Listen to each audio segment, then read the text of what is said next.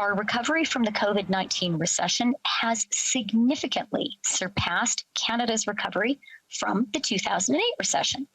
We have already more than recovered lost jobs, a healing which took 8 months longer after the much milder 2008 recession. Nothing but positivity from the federal finance minister as her government's fiscal update says our economy is on pace to recover from the COVID recession faster than the 2008 recession and at a lower cost than expected. This update reports a deficit of $327.7 billion for the last fiscal year and of $144.5 billion for this fiscal year.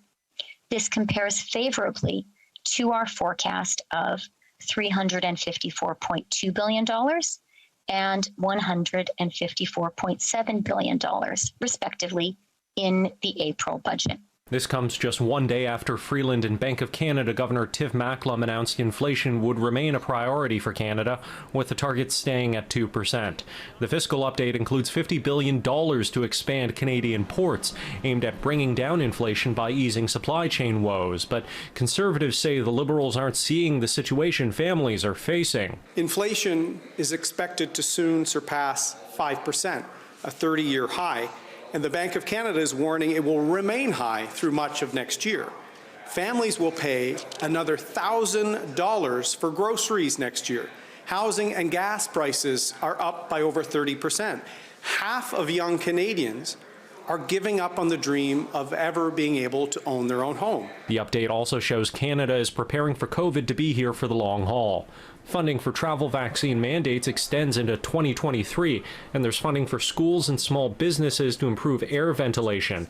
And seniors who saw benefits cut because of CERB payments will be made whole, while students who accidentally received CERB will see debt relief. The NDP wanted to see help for seniors. The vague promise of a one-time payment in the future does not respond to vulnerable seniors who have lost their homes because of the clawbacks to their financial supports, who can't afford to put food on the table or to pay their bills. It is not an action that is in line with how serious the crisis is that they're faced with. Meanwhile, it's not just the finance minister's budget that's been affected by COVID. 2 members of Freeland's staff have tested positive and are self-isolating. Freeland herself has received 2 negative tests, but delivered the fiscal update virtually out of an abundance of caution. In Ottawa, Xiaoli Li, City News.